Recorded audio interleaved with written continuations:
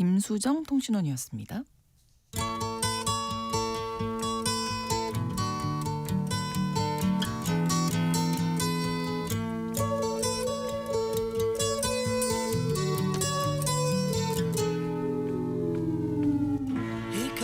미국 연방대법원이 트럼프 행정부의 상호 관세를 위법으로 판결하면서 파장이 이어지고 있습니다. 트럼프 대통령 상호 관세를 대체하기 위해서 일단 15%의 글로벌 관세를 부과했고 조만간 또 새로운 관세 발표하겠다 이렇게 밝혔는데요. 오락가락하는 미국의 관세 정책 때문에 전 세계가 상황을 예의주시하고 있죠. 오늘 글로벌 이슈에서 이와 관련된 움직임 살펴보겠습니다. 오혜리 국제전문기자 나오셨습니다. 네, 안녕하세요. 네. 자, 연방대법원이 내린 판결 내용부터 좀 짚어볼까요? 근거가 어떤 건지. 네, 국제비상경제권한법이 이제 문제인 건데요. 네. 트럼프 대통령이 지난해 4월에 이 법을 근거로 해서 상호관계를 부과했죠.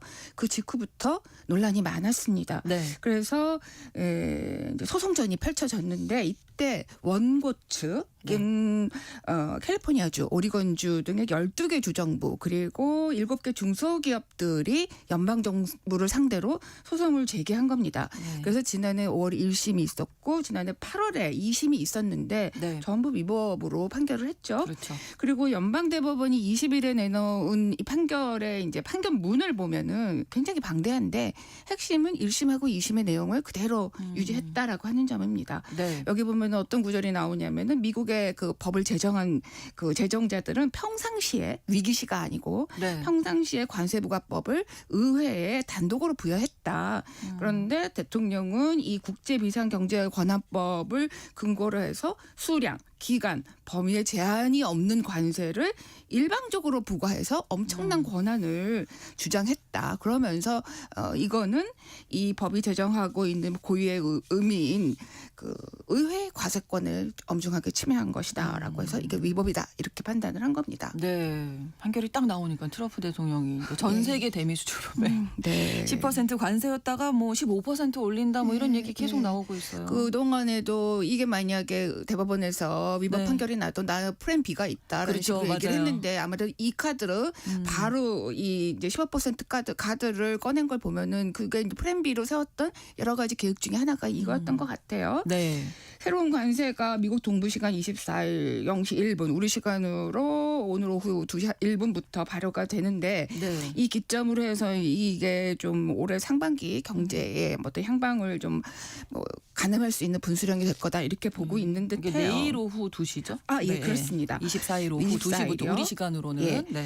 법적인 근거는 무역법 122조인데 네. 이게 국제 수지의 심각한 불균형을 해결하기 위해서 한시적으로 강력한 수입 제한을 할 수 있도록 대통령에게 권한을 부여하고 있습니다. 네. 이게 사전 조사 과정이 필요가 없어요. 그리고 아. 복잡한 행정 절차가 필요 없기 때문에 바로. 대통령이 결정해서 선포만 하면 즉시 시행이 가능하다고 할 수 있습니다. 네. 근데 조건은 분명히 있습니다. 이게 국제 수지가 엄청나고 심각하게 적자일 경우 또 네. 달러 가치가 뭐 급격하게 떨어져서 이제 위기 상황이 벌어졌을 때 이게 상황이 아주 급박하니까 그러면 사전 조사 과정 없이 대통령이 이제 대응할 수 있도록 이렇게 권한을 부여하는 조항이에요. 그래서 네. 150일 동안만 할 수가 있고 이게 지난 다음에는 의회의 동의를 받아서 연장할 수도 있습니다. 그렇군요. 근데 네. 122조가로 근거로 해서 관세가 부과된 적이 이전에 있었나요? 없습니다. 한 번도 없어요. 아, 그렇군요. 1975년에 이게 발효가 됐는데 네.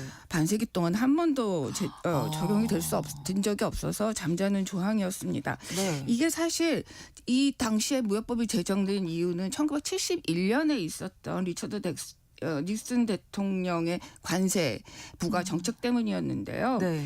그때는 이 법이 없었을 시대니까 적성국 교역법이라고 하는 법을 근거로 해서 네. 모든 수입품에 10% 관세를 매겼어요. 근데 1971년 되돌아보면 그때 베트남전으로 미국이 그렇죠. 엄청나게 많은 돈을 이 군사 부분에다가 쏟아부었잖아요. 네. 무역 적자도 심했고 그때 독일하고 일본 경제가 굉장히 그렇죠. 이 이제 급성장을 하면서 미국의 무역 적자가 심했고 근보유고가 뭐 매우 부족해졌습니다. 네. 그렇게 되니까 이제 프랑스를 비롯한 유럽의 각국들 많은 국가들이 이게 달러 가치 너무 떨어진다.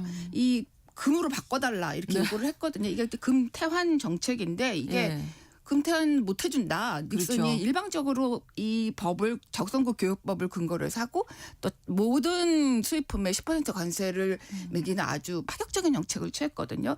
그때 바로 이게 우리가 잘 알고 있는 브레튼 우즈 체제, 그러니까 전후의 국제 통화 체제였던 이 체제가 무너지게 된 게 바로 그때입니다. 이게 너무 문제가 많으니까 그러면은 이걸 좀 보완해서 만들자 할 때 무역법을 만들었고 거기에 이 조항이 포함이 되어 있습니다. 그 중에 네. 이제 122조인데요. 네. 이게 실제로 조항이 실제로 이제 적용이 안 발동되지 않았던 이유는 네. 시한이 일단 딱 정해져 있고 아. 또 의회의 또 지원을 승인을 받아서야만 이 연장이 가능하고 또 심각한 상황이라고 하는 거를 어떻게 봐야 되느냐로 그렇죠. 서로 이제 의견들이 너무 다르기 때문에 네. 그렇게 해서 부담스럽고 조심스러워서 한 번도 한 적이 없었죠. 그럼 트럼프 대통령이 지금 플랜 B로 10% 뭐 15% 122조 근거로 해서 네. 얘기를 하는 거잖아요. 네. 그럼 또 이제 소송이 있지 않을까? 네, 그렇습니다. 역시 또 이 122조로 지금 15% 관세를 모든 수입품에 네. 매기기로 했는데 역시 그러면은 그 위기 상황을 그렇죠. 이 조항을 발동시킬 수 있는 근거인 위기를 어떻게 봐야 될 거냐는 건 정말 앞으로도 또 논란이 될 것 같아요. 네. 그래서 이거 발표하자마자 뭐 미국의 수입업계, 법조계, 또 주정부 등이 또 이렇게 대응하려고 하는 움직임이 있습니다. 네.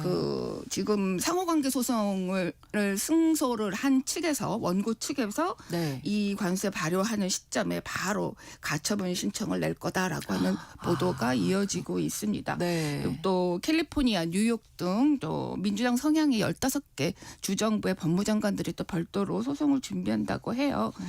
그런데 이게 재판은 걸릴 시간이 많이 걸리는데 150일이라고 하는 이 조항 때문에 네. 혹시 또 이렇게 그 시기를 못 맞추는 상황이 벌어질 수도 있지 않나라고 하는 우려도 있더라고요. 네. 어쨌든 뭐 지금까지 해왔던 관세 전쟁에 이어서 2차 관세 재판 전쟁이 벌어질 게 확실시 되고 있습니다. 소송이 계속 이어지지 않을까 네. 또 뭐 이런 생각도 드는데 사실 상호관세 위법 판결 때문에 이제 환급 요구액이 1,750억 달러에 이를 것이다.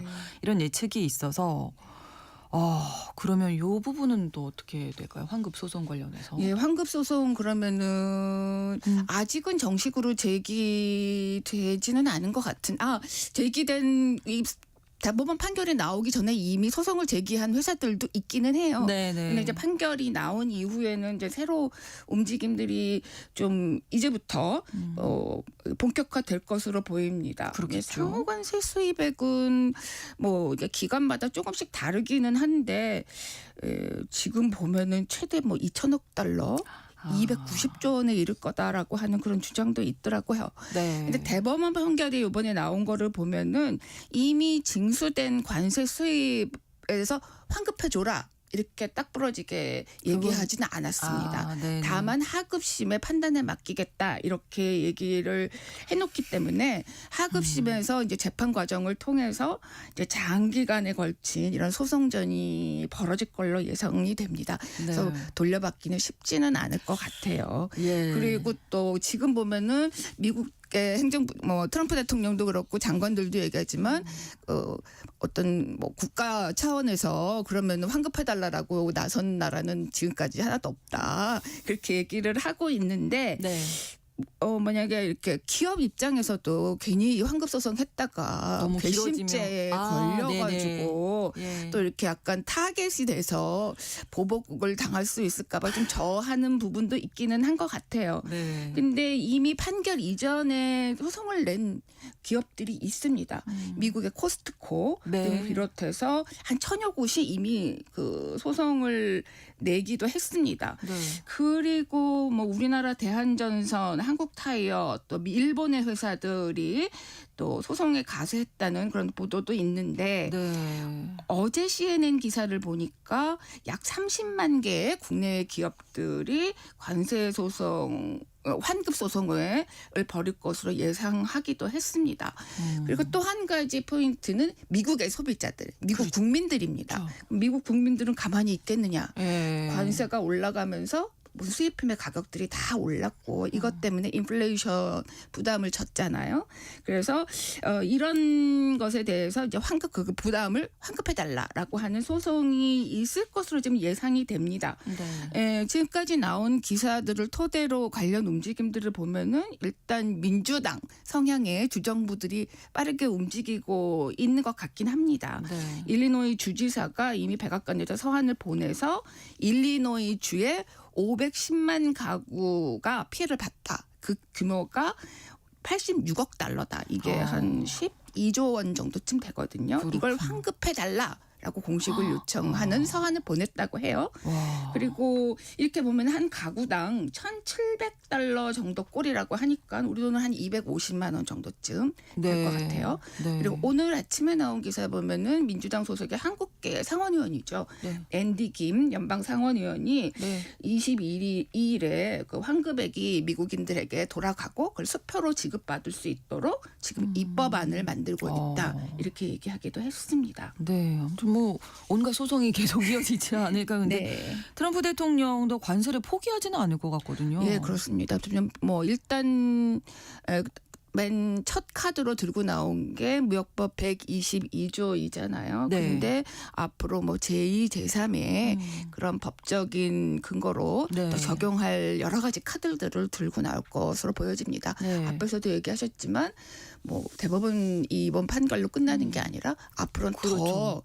또 이런 관련된 관세 압박 이런 네. 것들을 더 높이지 않겠는가 하는 우려가 맞아요. 있죠. 법적 근거로 들고 나올 수 있는 수단 어떤 것들이 있을까요? 일단은 150일 동안은 이 무역법 122조를 적용하면서 네. 또 생각을 하겠죠. 예, 여러 네. 가지 이제 좀 시간을 벌다가 예. 이제 무역법 301조, 무역확장법 232조 이런 것들을 이제 토대를 마련하는 작업을 거쳐서 관세를 부과하는 계획들을 내놓을 걸로 많은 언론들이 지금 보고 있습니다. 네. 이걸 150일 동안 내에 뭐 다 그런 근거를 다 갖출 것인가라고 하는 거는 미지수죠. 그런데 앞에서도 얘기하시면 트럼프는 해낼 수도 있다 이런 얘기도 있죠. 그렇죠. 예, 근데 오늘 아침에 보니까 제이미슨 크리어 미국 무역대표부 USTR 대표가 그 브라질과 중국에 대해서 이 301조 무역법 301조 조사를 개시했고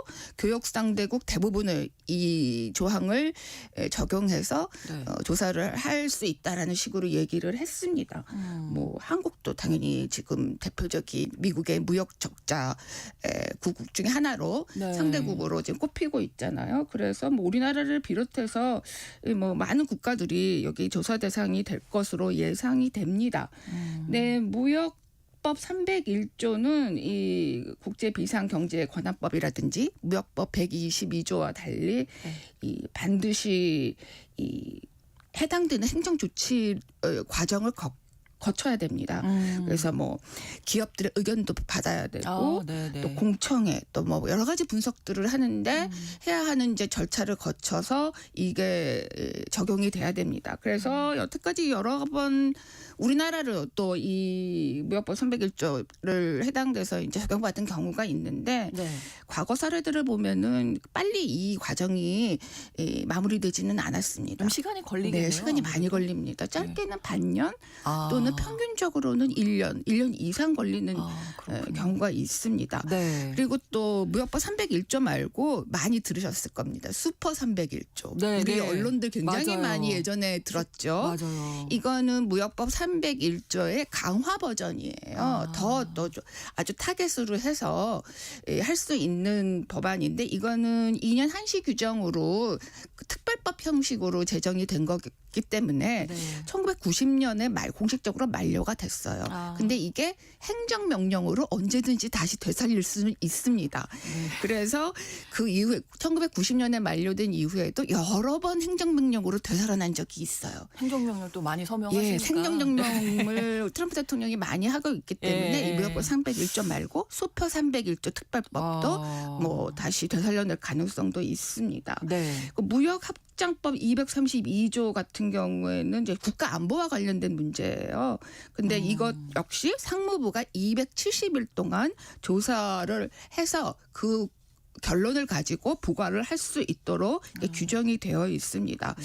그래서 이것도 좀 시간이 좀 많이 걸릴 것 같아요. 그러네요. 그런데 지금 또 하나 변수로 언급되고 있는 건 관세법 338조도 있어요. 그러니까 뭐 제2, 와, 제3 법이 진짜 많군요. 여러 가지 카드들이 남아 네, 있습니다. 네. 근데 이제 아. 관세법 338조는 뭐냐라고 하면은 이 네. 법은 1930년대에 제정이 됐어요. 아. 그러니까 이게 대공황 때잖아요. 그렇죠. 근데 대공황 때 이렇게 제정이 되긴 했지만 사실상 사법 타문화 돼가지고 예. 한 번도 적용이 된 적이 없습니다. 그리고 그때 당시에 무역 상황과 지금 무역 상황은 좀 뭐 다르잖아요. 완전히 다르죠. 네. 그러니까 법적 분쟁의 소지가 있어서 과연 이것까지 발동할까는 네. 좀 의구심이 있는 것도 사실이지만 그래도 또 모른다. 이 법에 이렇게 발동할 생각이 수 돼요. 있는 네. 특징은 사전 조사가 필요가 없습니다. 아. 바로 외국이 우리나라를 차별하고 있다라고 네, 네. 대통령이 판단할 경우에는 바로 사용할 대통령이 바로 사용할 수 있습니다. 수- 그리고 최대 50%의 관세를 부과할 수 있어요. 음. 이 122조 같은 경우에는 맥시멈이 15%거든요. 근데 이건 굉장히 강력한 카드이잖아요. 아, 그러네요. 그래서 트럼프 대통령이 이 뭐 관세법 338조도 적용할 수 있지 않을까라고 하는 지적이 많이 있습니다. 어쨌든 앞으로 이 관세 전쟁 네. 끝나지 않고 그러니까요. 뭐 계속될 것이다. 그래서 우리 정부도 발빠르게 여러 가지 회의들을 지금 대응 지체를 논의하고 있는 걸로 알고 있습니다. 뭐 네, 좀 불확실성은 계속되지 네. 않을까 싶네요. 오일이 국제 전문 기자와 함께했습니다. 고맙습니다. 감사합니다. KBS 라디오 신성원의 오늘 세계는 내일 다시 뵙겠습니다. 고맙습니다.